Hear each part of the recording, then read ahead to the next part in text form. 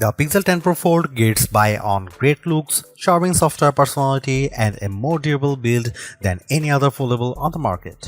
Too bad about those cameras, and it's not going to be a cheap honeymoon with this foldable tablet, but great software and new magnetic charging features save the day.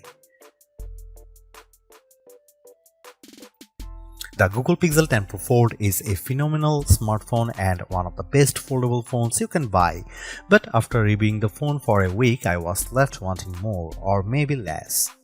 Big tablet foldable phones still have a hard time to justifying their mountain peak prices, and while I love Google's latest Pixel 10 family as a foldable phone, it just doesn't offer enough extra appeal to justify paying so much more for the privilege of a Google tablet inside.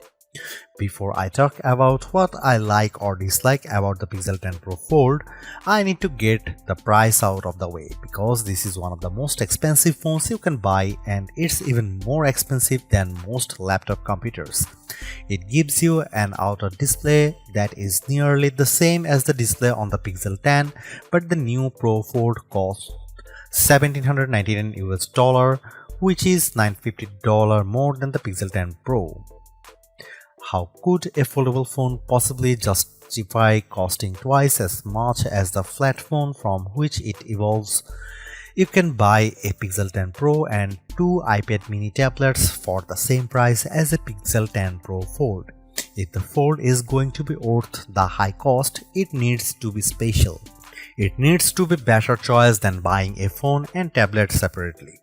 That means it needs to be thin and light, impossibly so. The magic trick of producing a tablet from within your smartphone is dazzling, but it only works if the folded phone is the size of a normal smartphone.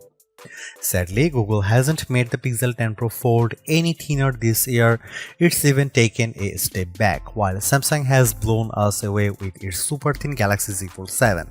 To be fair, the Pixel 9 Pro Fold was the thinnest phone you could buy when it launched in 2024, but this is the year for thin phones, and the new Pixel Pro Fold has been snacking between meals. A foldable phone also needs to do things that a flat phone cannot do. The Pixel 10 Pro Fold doesn't just have a bigger display inside, it also folds in the middle, so you can use the two sides of different functions. You can also use the inner and outer displays as simultaneously. I wish there were a lot more features that took advantage of a unique foldable design, but sadly Google hasn't added much excitement to the Fold over the past few years. Now when you open the camera on the big inner display and take a photo, you will see the pic you just took on the half of the screen with the camera app on the other half. Big deal? Hardly. There is nothing the Pixel 10 Pro Fold lacks, nothing missing that I loved on the Pixel 10 Pro. The flat Pixel Pro phone is one of the best you can buy, but without adding standout features that take advantage and justify the cost of the folding display, the Pixel 10 Pro Fold is much harder to recommend than its flat siblings. If you are settled on a foldable tablet, there are only two phones worth considering: the Pixel 10 Pro Fold and the Samsung Galaxy Z Fold 7. I have both of these phones, and the differences are more interesting than I imagined. The Galaxy Z Fold 7 is technically superior in many ways. It's faster and has much better cameras than the Pixel 10 Pro Fold, but Google has some distinct advantages that are firsts for a foldable of this size.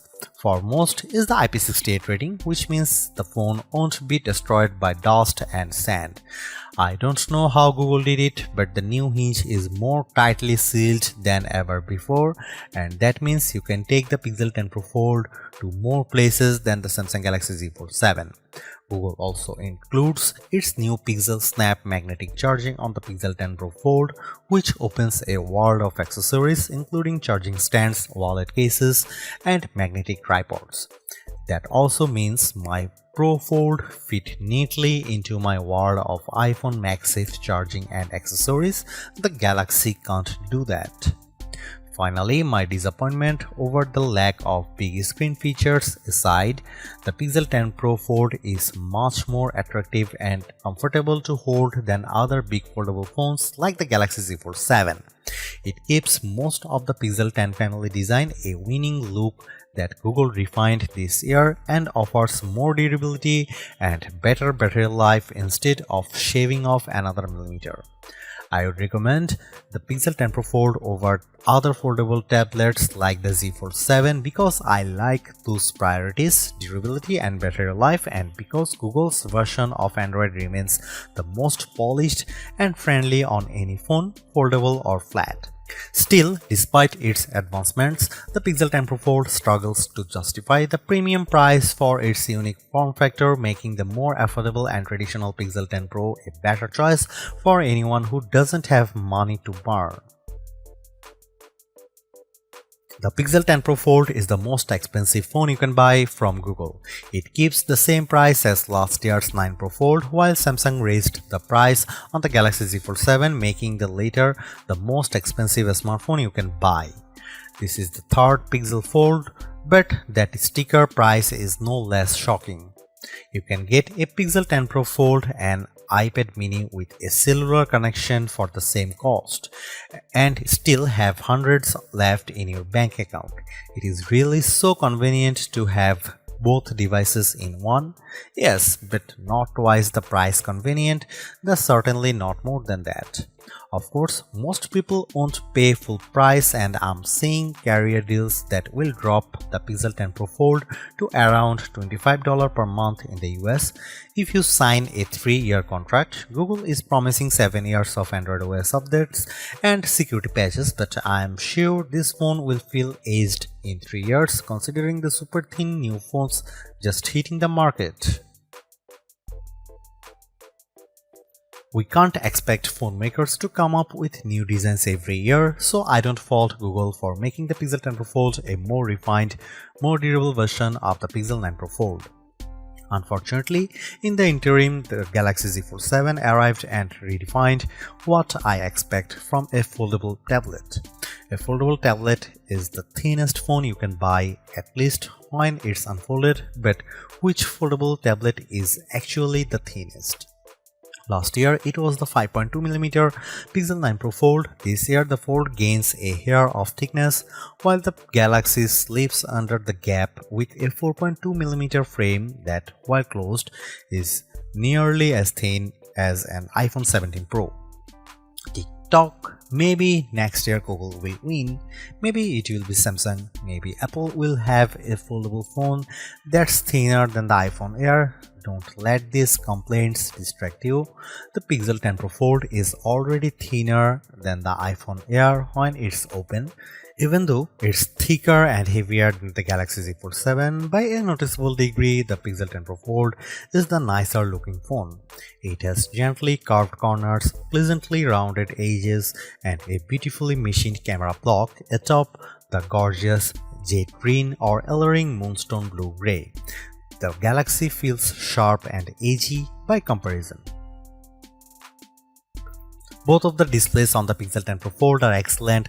They are bright and colorful even on a sunny day. I loved using the inner display to take photos with the camera. I am definitely the dork who wished my old iPad had much better cameras. The camera also has more dual screen features than any other app, so it was most fun app to use during my review. The outer display is pretty much the same screen as the Pixel 10 Pro. It's the exact same size and resolution, unlike the Galaxy Z Fold 7, which still uses an unusually narrow cover display. I was always happy to use the front screen on the Pixel. It felt natural. On the Galaxy, the front display is just an appetizer for the big main course inside. The inner screen on the Pixel 10 Pro Fold is enormous. I love using it for reading, and web pages get blown up so much bigger than on a normal flat phone that it's an entirely better experience. Then I open the crossword or doom scroll my socials writ large, and this foldable tablet wins me over. In the past, I might have been more forgiving of subpar image quality from a foldable phone, but Samsung had to destroy expectations by slapping its full-grown 200 megapixel sensor on the Galaxy Z Fold 7. So now I want my $1,800 phones to have a good camera. Is that so wrong? The Pixel 10 Pro Fold camera is fine, but it isn't very good. Google is using the same sensors as last year, and that's not necessarily a bad thing. Apple famously uses the same Sony sensors for years on its iPhone models, and with experience, its camera developers continually refine the images you get from those cameras. That's not the case with the Pixel 10 Pro Fold. What I like about the Pixel 10 Pro Fold, like the Pixel 9a, is that Google seems to be carefully tuning its cameras so they produce images that all look alike. A photo taken with the Pixel 10 Pro XL will have the same color balance and lighting as a photo taken with the Pro Fold. Zoom in close and you will see the problems. Google is applying a heavy dose of AI enhancements to its photos, so much so that I wonder if every photo from the camera shouldn't come made with AI content credentials. When you zoom in on photo, especially photos taken at night, it looks smoothed out and painted over. On the phone screen, images look clearer when taken with the Pixel Fold versus other foldable phones like the Galaxy Z Fold 7. When you zoom in, however, that clarity starts to look artificial. If you don't need the absolute best photos from your smartphone camera, the Pixel 10 Pro Fold has a fascinating new pixel feature that could make you a better all-around photographer. When you have your shot lined up, instead of pressing the shutter, press the camera coach button and Google will use its AI to analyze your photo and offer advice. I don't mean simple advice either, like use portrait mode. Rather, camera coach is an AI instructor. First, it gives you 3 or 4 suggested themes for your phones. Then, it takes you step by step through the shot. It highlights the right camera mode to select and it tells you where to move for the best angle. In the end, it really did help me take better photos if I was willing to take the time to walk through the steps. Camera Coach is one of Google's newest and most advanced AI features. Sometimes it simply would not load, complaining of bad network problems, even though I had a few bars. Other times I just got a generic error. When it did work, Camera Coach was impressively astute and it produced interesting results. So I'm willing to be patient and hope this feature improves over the next few updates.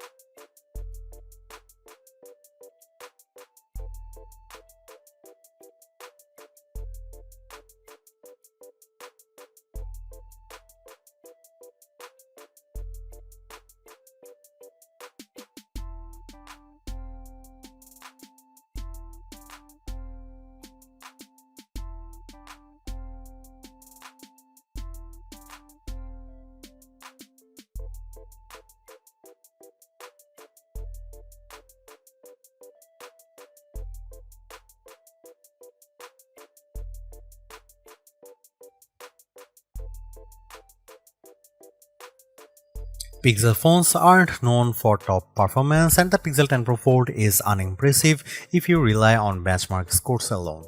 In my real-world testing, I found the Pro Fold to be smooth and responsive, especially when switching apps back and forth between the outer and inner displays.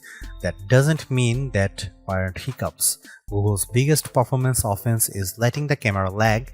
If you have too many features enabled, the camera shutter button will stop working between one photo and the next while the photo thinks about things. It happened fewer times on the Pixel 10 Pro Fold than on the Pixel 10 Pro, but that's probably because the Fold doesn't have as many megapixels to count. I also saw things slow down considerably when I tried to use the new AI features.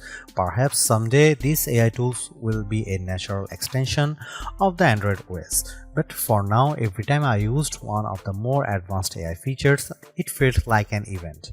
An event with a line out front and bouncer who has to check my name off a list.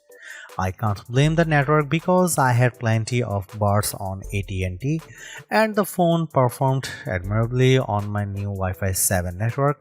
As more of these AI tasks are handled on the phone itself, hopefully we'll see those response times improve.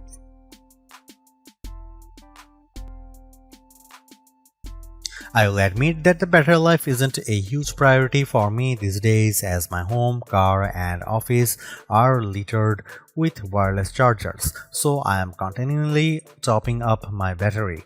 The Pixel 10 Pro Fold makes doing so especially easy with Google's PixelSnap magnetic charging. It's the first foldable that will stick to my iPhone's MagSafe charging gear without a special case. Magnets aside, battery life wasn't terrible, but a smaller battery is the second sacrifice every foldable tablet makes after the cameras. Well, a smaller battery than you'd want on a 8-inch tablet. The Pixel 10 Pro Fold actually packs a capacity of around 5015 mAh battery, which is a bigger battery, but having two displays will drain the juice quickly. In our lab test, the Pixel 10 Pro Fold lasted 12 hours and 16 minutes. The Galaxy Z Fold 7 lasted only 10 hours and 44 minutes, but the Pixel Fold comes with an ounce more weight and an extra millimeter around the waistline. An Apple iPhone 17 Pro Max is thinner than a closed Pixel Fold, weighs more than an ounce less, and managed 5.5 hours extra of battery time, 17 hours and 54 minutes. In fact, in our rundown tests, that's how long an expensive smartphone should last.